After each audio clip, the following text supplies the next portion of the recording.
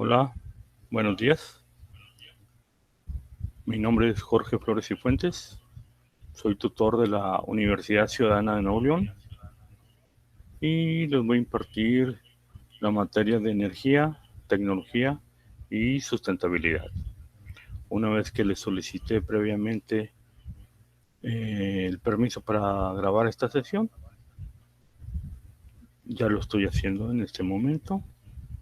Agradezco su preferencia y su asistencia. Hoy vamos a hacer la primera sesión síncrona, que se trata de energías no renovables. El capítulo 1 de su libro base. Bien, voy a compartir la pantalla, un documento con el cual le voy a ir explicando poco a poco el tema. Asimismo, si tienen alguna duda o si se quieren comunicar con un servidor, ya saben, lo pueden hacer a través del chat o también pueden utilizar los mensajes en la plataforma de la universidad. Y como está visto, pues, en un periodo no mayor a 12 horas, les comentaré y les resolveré sus dudas al respecto, o los comentarios pertinentes que hubiera lugar en su momento. Bien, voy a compartir la ventana.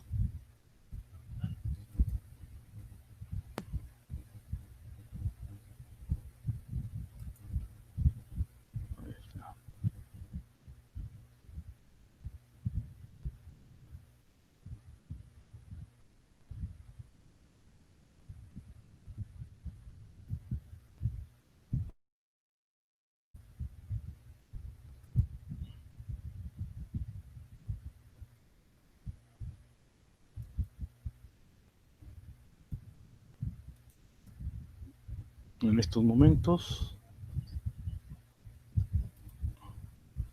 estoy tratando de compartir la ventana. Vamos a ver. Ustedes saben que se tarda un poquito por las cuestiones del equipo, del internet, etcétera. Muy bien, ahí se ve la ventana. Entonces estamos hablando de los combustibles fósiles. ¿Cuáles son los combustibles fósiles que vamos a estudiar? Pues el petróleo, gas natural y carbón mineral.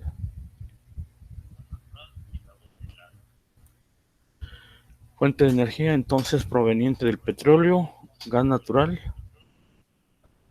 y carbón. Bien.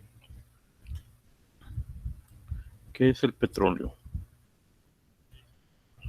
Dice, es una mezcla heterogénea de hidrocarburos. ¿Cuál es la diferencia entre heterogénea y homogénea? Heterogéneas son diferentes, homogéneas son iguales. Entonces está compuesto por diferentes compuestos de hidrocarburo, compuestos orgánicos de carbono e hidrógeno. Le hice un nombre por el hidrógeno y el carbono, hidrocarburos. También contiene en menores cantidades sustancias como sulfuros orgánicos y compuestos de nitrógeno y de oxígeno. El petróleo se originó por la descomposición de los restos de animales y algas microscópicas acumuladas en el fondo de las lagunas y en el curso inferior de los ríos. Esta materia orgánica se cubrió paulatinamente con capas cada vez más gruesas de sedimentos, al abrigo de las cuales, en determinadas condiciones de presión, temperatura y tiempo, se transformó lentamente en hidrocarburos. Entonces establecemos que es la acumulación de organismos vivos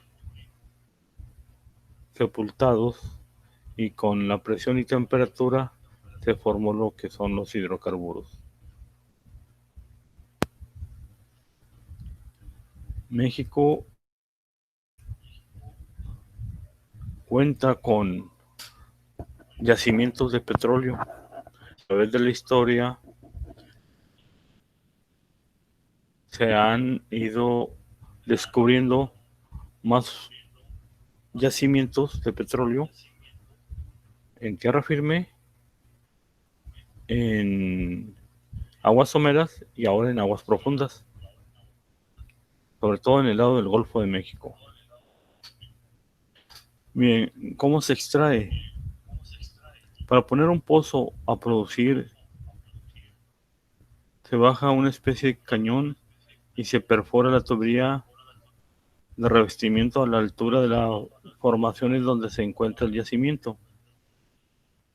El petróleo fluye por esos orificios hacia el pozo y se extrae mediante una tubería de menor diámetro, conocido como tubería de producción. Les recomiendo mucho que vean la película Horizonte Profundo. En los años 80, en los yacimientos de Cantarell, en México, en el Golfo de México, los pozos petroleros Stock 1 y Stock 2, sobre todo el 1, tuvieron problemas y se fugó mucho petróleo a lo que es el Golfo de México, teniendo problemas ecológicos muy serios. Pero por el año 2010 aproximadamente, ahí lo van a ver en la película si es que tienen oportunidad de verlo, es muy interesante para que vean una serie de conjuntos de falta de calidad y por la premura de extraer el petróleo tuvieron problemas serios y el pozo empezó a producir sin control, inundando también una parte del Golfo de México, con las consecuencias graves en cuestión de medio ambiente. Y ahí se puede observar, tener una idea de cómo se extrae el petróleo en aguas profundas.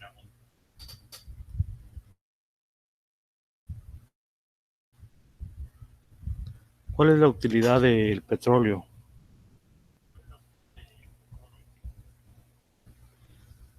Dice, mediante la aplicación de los procesos de refinación, se puede poner a disposición del consumidor una amplia gama de productos comerciales, energéticos, combustibles específicos para el transporte, la agricultura, la industria, la generación de corriente eléctrica y para uso doméstico, productos especiales como lubricantes, parafinas, asfaltos, grasas para vehículos y productos de uso industrial.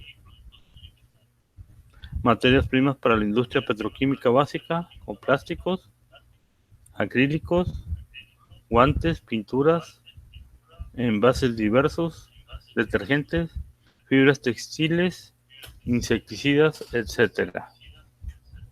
Bien, entonces esa utilidad del petróleo es muy amplia. Por lo tanto, el tener petróleo y poder trabajarlo le da la oportunidad a los países que lo tienen de una entrada económica. Cuando hablamos de proceso de refinación, nosotros aquí en Nuevo León pues tenemos la refinería de Cadereyta. Ahí se extraen los diversos compuestos de hidrocarburos, en especial gasolina y otros derivados. La gasolina, bueno, pues es un producto que se utiliza para mover los vehículos, es decir, para el transporte. Igual se obtiene el diésel en la agricultura, en la industria. En la agricultura, bueno, es para mover los tractores, me imagino yo. También se pueden producir fertilizantes para la generación de corriente eléctrica.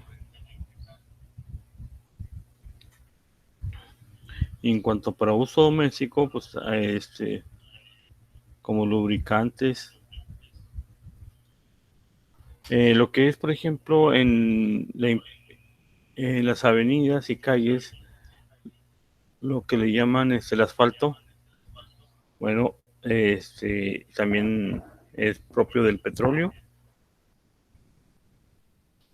Hace tiempo, unos 20, 30 años atrás, la impermeabilización se hacía a través de un producto denominado chapopote, el cual se calentaba y en su estado temperatura normal es sólido, y luego se calentaba y entonces cambiaba a estado líquido. Y así como estaba el chapopote en estado líquido caliente, se untaba o se ponía sobre las placas de las casas, placas de cemento de las placas del techo, y esa era la forma en que se impermeabilizaba para prevenir las goteras en la casa, en el interior de las casas.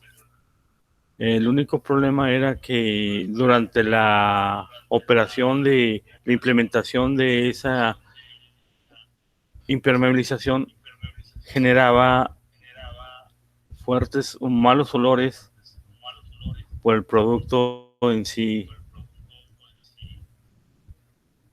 Pero en ese entonces todavía se aceptaba esa situación porque no había lo que ahora son los impermeabilizantes que se aplican en frío y que tienen mejor duración, mejor calidad, y además por ser de color blanco generan menos calor o absorben menos calor hacia el interior de las casas.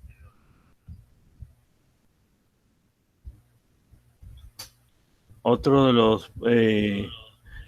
los productos que hablan son los plásticos, acrílicos, guantes, pinturas. Bueno, en realidad es vasto los productos que se pueden obtener del petróleo. El detalle es cómo se pueden obtener,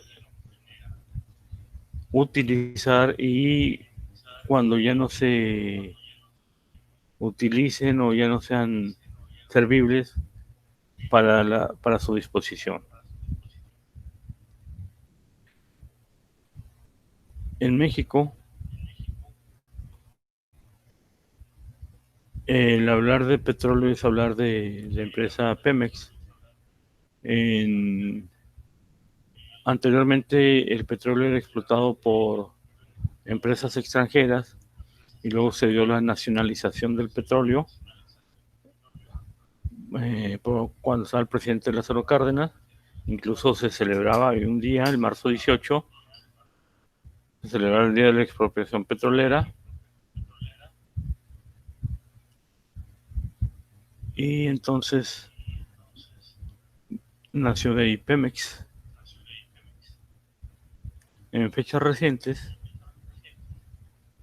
se quieren recuperar refinerías, pero al ser no renovable, una energía no renovable,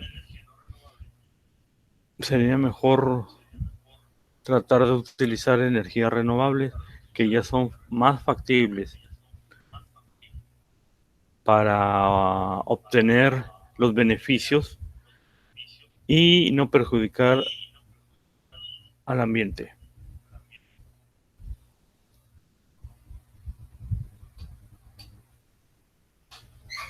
Permítame un tantito. Así.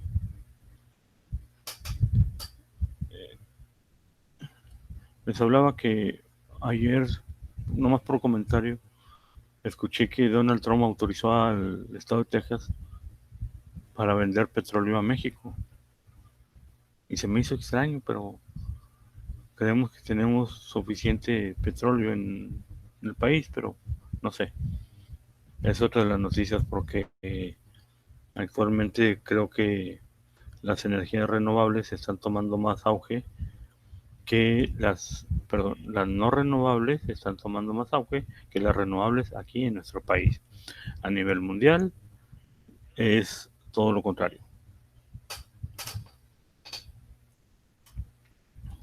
Muy bien. Ahora vamos a continuar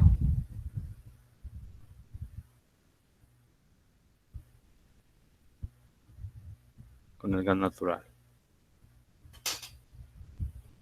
Entonces, el petróleo es muy importante porque se ha desarrollado muchos productos,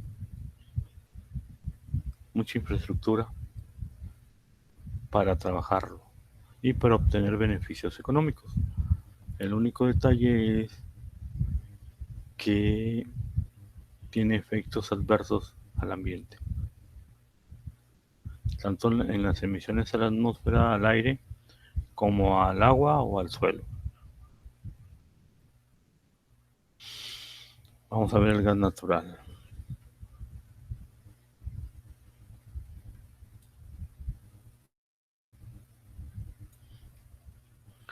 El gas natural contiene principalmente metano,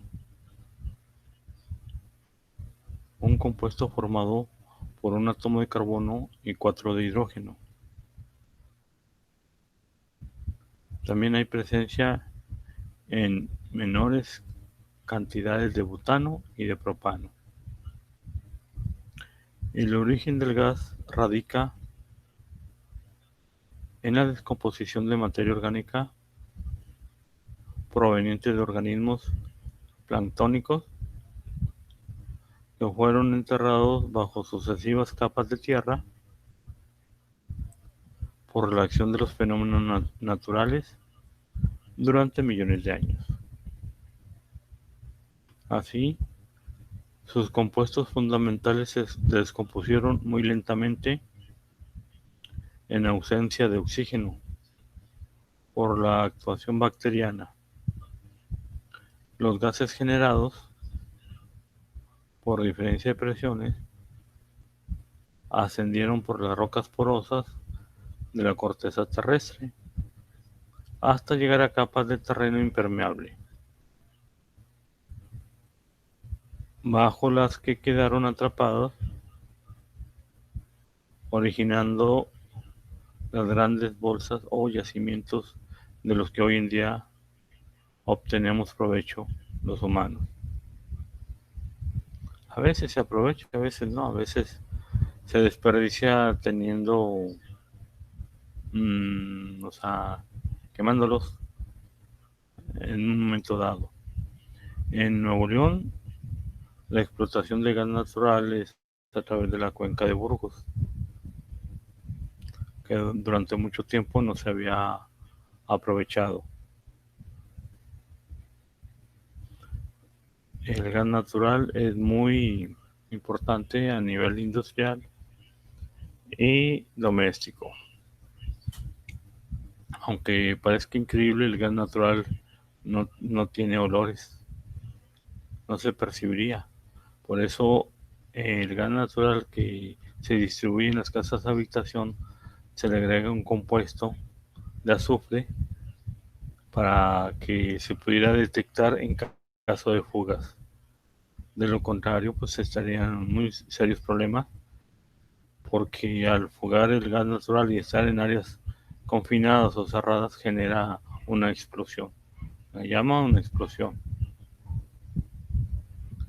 En nuestra ciudad han habido accidentes por la fuga de este gas natural.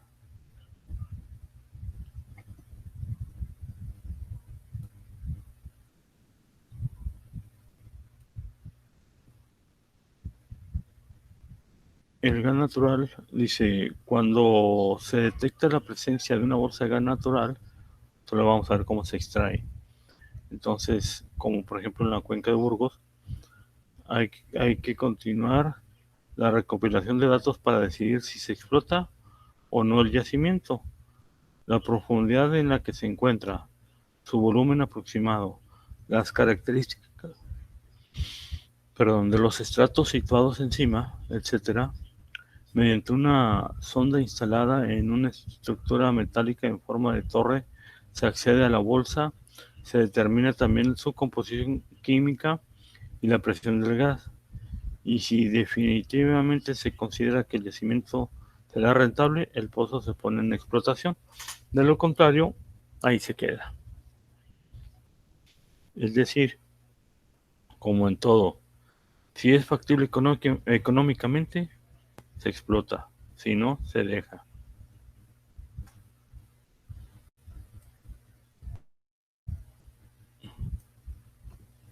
¿En qué se utiliza? Muy bien. El gas natural en el sector industrial y petroquímico puede ser utilizado como combustible o materia prima. Como combustible se emplea en varios tipos de equipos, por ejemplo, hornos, secadoras y caldera. En la industria de cerámica, cemento, metales y otras donde se requieren hornos, el aprovechamiento energético y el ahorro del consumo son notorios cuando se utiliza gas natural. Es decir, tiene una fuente calorífica mucho mejor que otros compuestos. Como materia prima,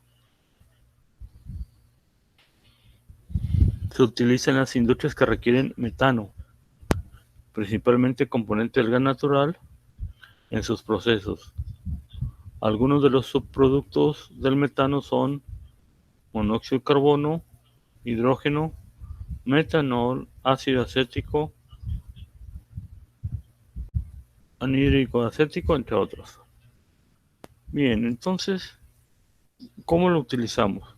Vamos a partir de lo que es casa habitación primero, y luego nos vamos de lo particular a lo más general, a la industria, o de lo más pequeño a la industria. Hace un buen tiempo,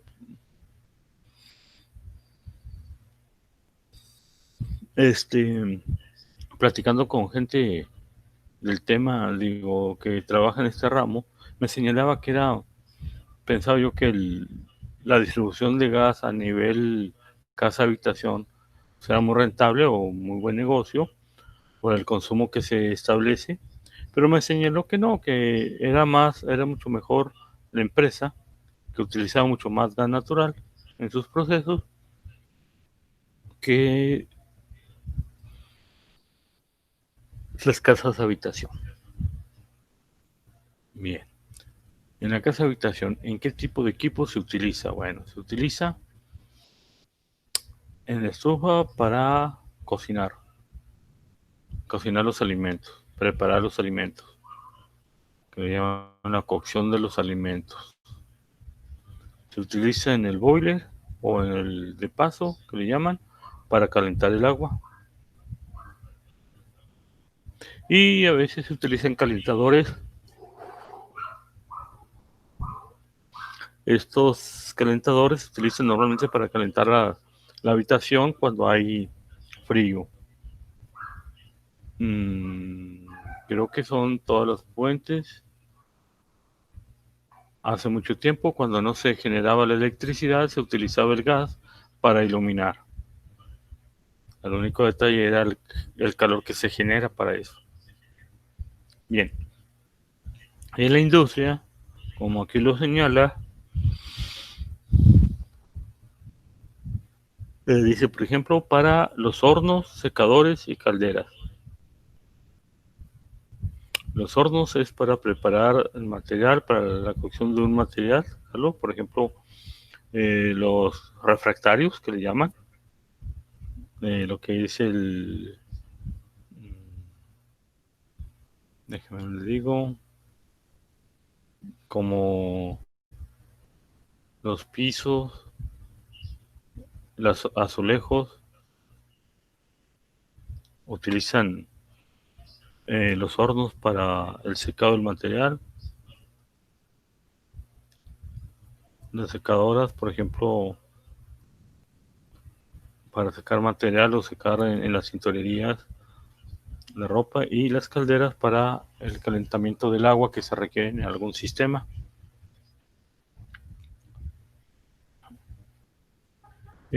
Alguna vez me tocó ir a una empresa donde me decían que ellos utilizaban el gas natural para sus hornos, para preparar su material, su materia prima.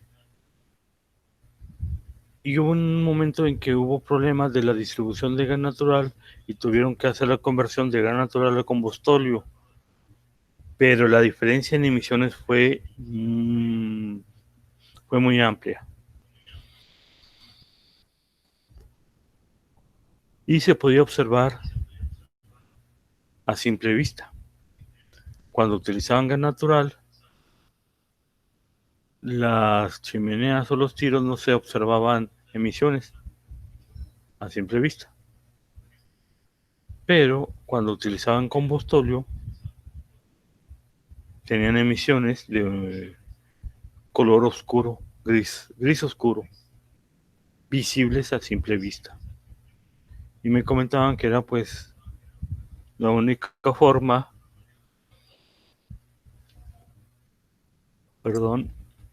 ya que si no les surtían gas natural tenían que trabajar con el combustóleo. Bien, como les comentaba, el gas natural en sí no tiene un olor característico, sino que le agregan un compuesto de azufre para que el humano detecte, las personas detecten cuando hay fugas, porque como les digo, ha habido muchos accidentes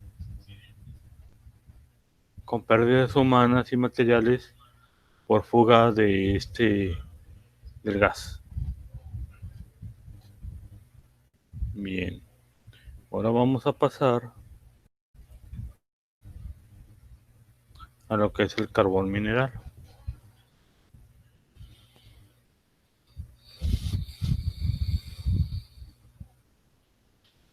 Dice, el carbón mineral es una roca de color negro-marrón compuesta principalmente por carbono y varios hidrocarburos. Es el combustible fósil más abundante en nuestro planeta. Se clasifica en 4 tipos principales: antracita, carbón bituminoso, subbituminoso y lignito. Se origina por la descomposición de vegetales terrestres,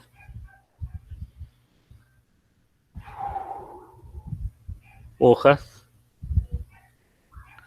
maderas, cortezas y esporas, que se acumulan en zonas pantanosas, lagunares o marinas de poca profundidad y se acumulan en el fondo de la cuenca. Y pasa lo mismo, que a través de los años y la presión, temperatura y todo, se forma este carbón mineral. Dice, el método más económico para la extracción de mantos de carbón depende de su profundidad y calidad, y de los factores geológicos y ambientales. Los procesos están diferenciados si operan en la superficie o en el subsuelo.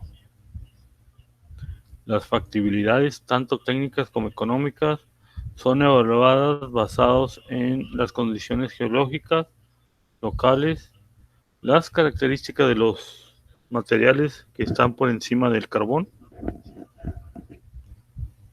la continuidad de los mantos, ancho, tipo de estructura, calidad y profundidad.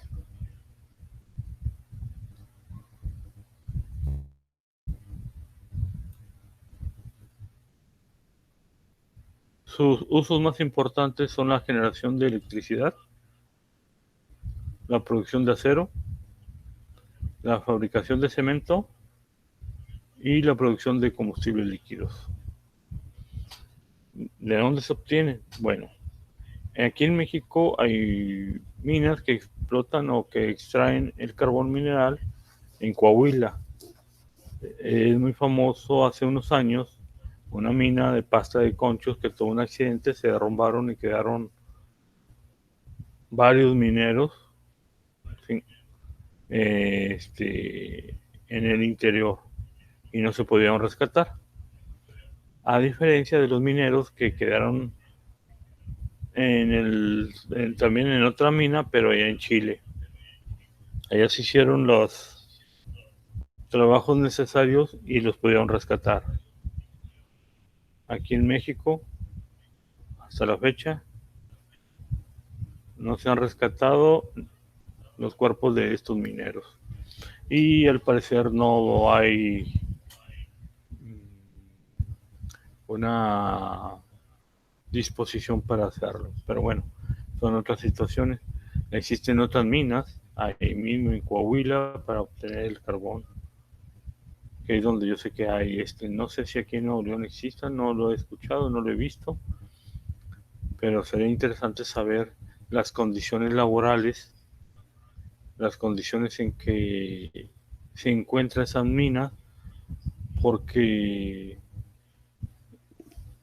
al parecer existe también, que le llaman bolsas de un gas, que si hay una chispa o algo tiende a explotar y tiende a tener problemas la mina. Hay una película que se llama Cielos de Octubre, se la recomiendo mucho. Habla sobre un pueblo que vive de la mina para extraer el carbón mineral. Y está interesante, pues son minas en el subsuelo, tienen que estar a varios metros por debajo del nivel del suelo.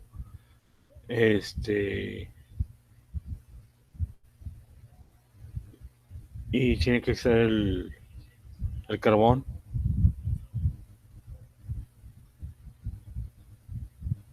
Y es algo complicado en ese sentido porque hay accidentes en un momento dado y están arriesgando todos los días. Estas personas de una u otra forma arriesgan su vida por extraer el petróleo. Bien, ¿cuáles son sus usos? Entonces hablaba en la generación de electricidad, como en todo, en la producción de acero, la fabricación de cemento y combustibles líquidos. Como ven, las energías no renovables actualmente siguen en uso y la tendencia es irlas sustituyendo por energías renovables como la de la solar, la eólica,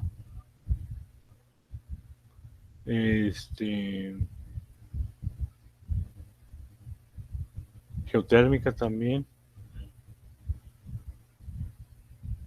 Las que más tienen desarrollo en este sentido, pues la solar y la eólica. Sobre todo en el sentido porque son amigables con el medio ambiente y la solar, pues, como ustedes saben, pues es muy amplia su disposición en ese sentido. En México, la sustitución por energías más limpias para no utilizar el petróleo, gas natural o el carbón mineral para generar electricidad, se ha estado sustituyendo y en un momento dado llegó a ser el 20% de toda la energía que se produce en México, energía eléctrica, el 20% es de energía limpia, que le llaman, o energías renovables. El 80% es de las no renovables. La tendencia en estos últimos años es como que no están aprovechando las energías limpias o no las quieren catapultar para seguir sustituyendo a las no renovables y quieren volver a las no renovables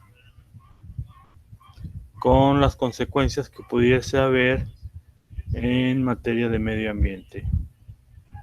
Porque han de saber que estas fuentes de energía generan contaminantes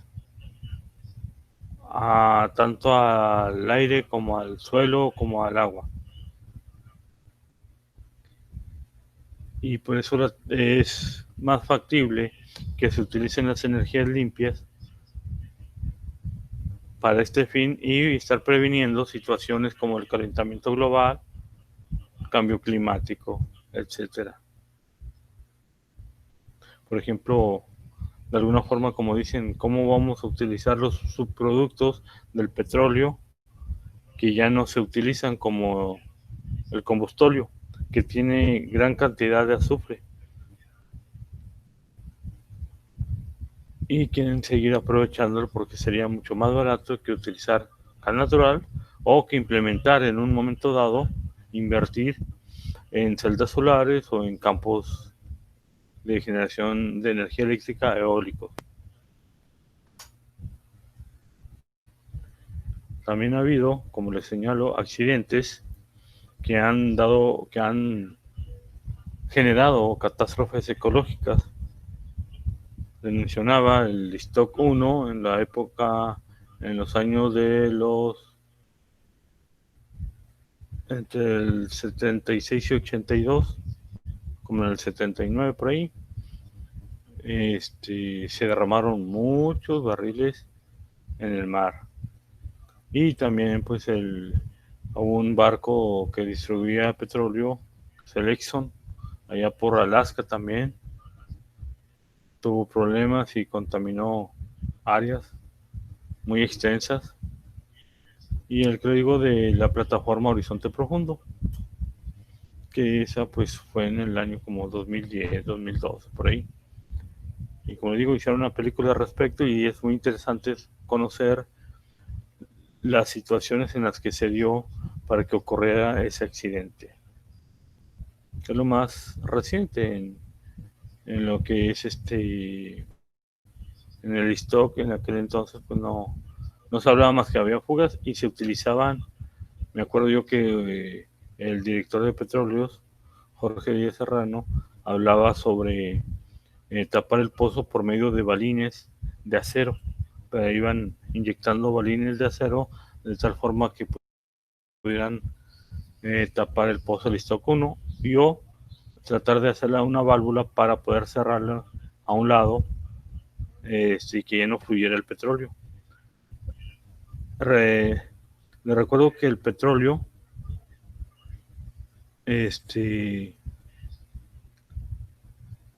sale a la superficie a presión, no se necesita bombear.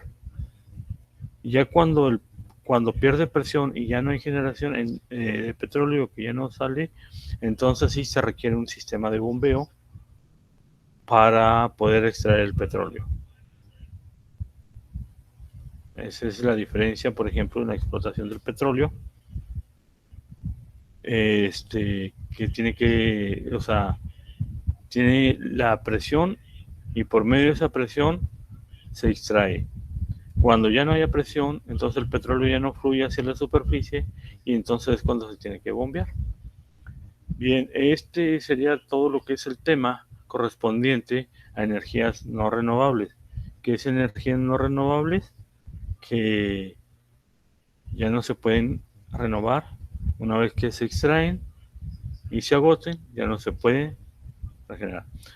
Se calcula más o menos que que México tiene entre unos 20 a 30 años de yacimiento de energías probables para seguir explotando. Por eso es muy importante tener la infraestructura necesaria en la implementación de otros tipos de energías renovables para que cuando llegue a suceder esto no tenga ningún problema en utilizar la otra alternativa tecnológica, que son las renovables. Bien, en esta actividad o este tópico les encargué que realizaran un ensayo.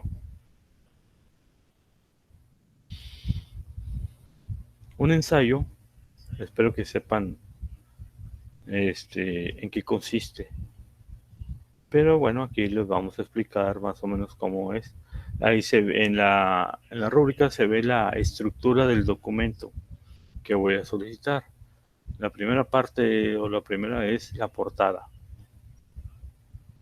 En la portada quisiera que ustedes pusieran en la parte superior el nombre de la Universidad Ciudadana de Nuevo León, la maestría que están cursando, la materia que es energía, tecnología y sustentabilidad. Posteriormente, el título del ensayo, que es energías no renovables. Luego el nombre de ustedes, con o sin matrícula, no hay ningún problema en ese sentido. El nombre de un servidor y la fecha. Luego sigue la introducción. La introducción mínimo debe ser media cuartilla, máximo una cuartilla. En la introducción quisiera que pusieran la idea del porqué de las energías no renovables, su importancia, sus características, en qué se utilizan, cuál es la problemática que causan al utilizar este tipo de energía.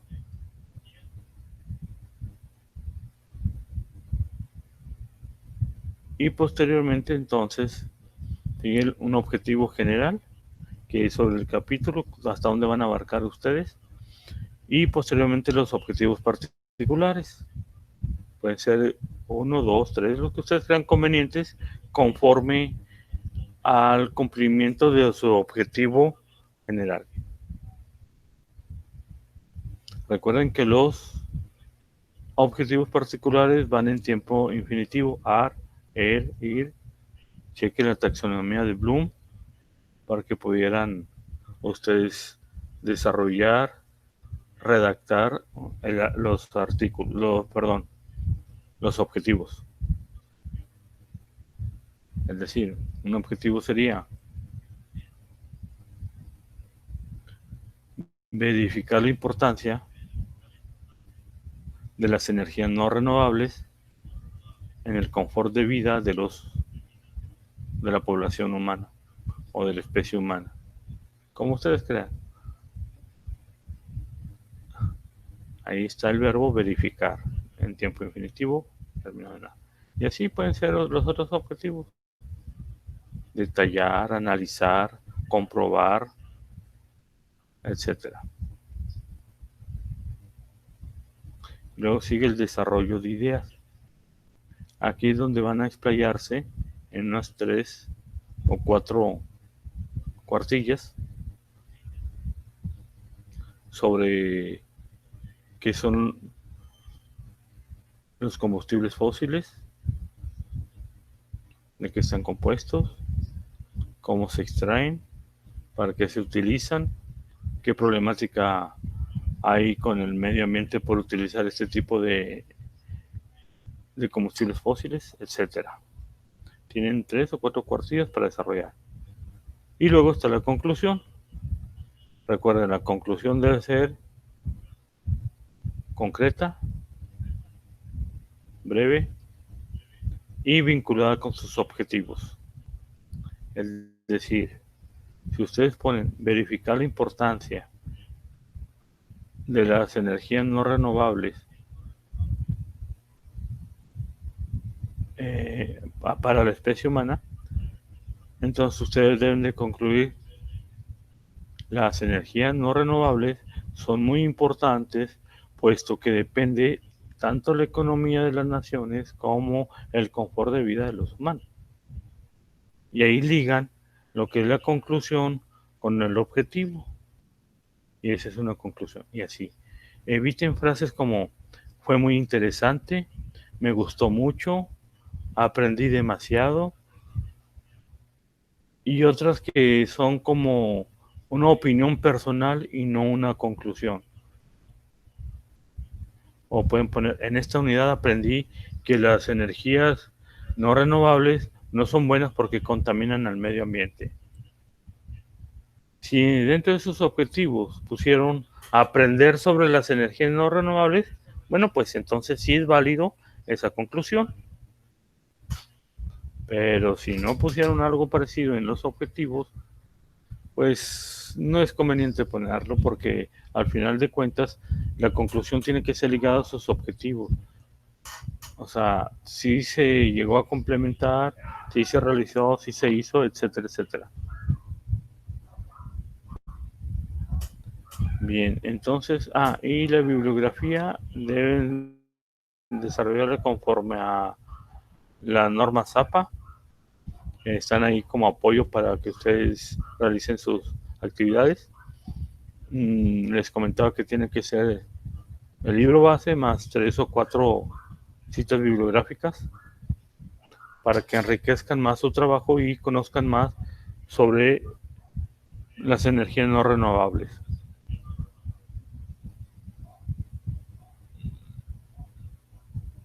Y subirlo en tiempo y forma.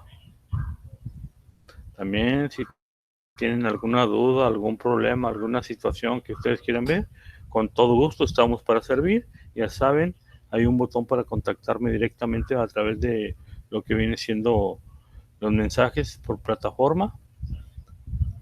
También puede ser que ahorita por la cuestión de la pandemia pues no podemos hacer una cita para vernos personalmente y aclarar algunas dudas al respecto. También les quiero hacer el comentario y también amablemente y como dicen de la manera más sutil, amable, es que tomen en cuenta y vayan pensando que es muy prematuro, pero es importante sobre su proyecto de investigación final. Es muy importante porque se tiene que entregar en el mes de diciembre, pero normalmente tienen que irlo haciendo con tiempo, 2 o 3 meses, porque es mucho material como para poder hacerlo en una semana, en 2 semanas. Recuerden que la ponderación está, como lo señala ahí en el aula, 40% son actividades y foros, 30% es el examen parcial y 30% es el proyecto final. Por eso es muy importante que tengan en mente siempre ir avanzando entre actividades y foros el proyecto final para que al final no tengan más que hacer algunos detalles. Si tienen alguna duda, en unos 15 días más tal vez, probablemente les anexe ahí las características, la estructura del proyecto, cómo quiero que se haga, y lo platicamos, y si tienen dudas, pues en el transcurso de los tiempos vamos aclarándolas. Bien, si no tienen algún otro comentario, alguna duda, algún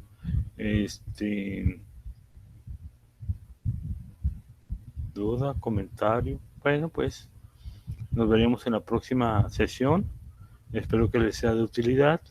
Aprovechen sus tiempos, organícense bien.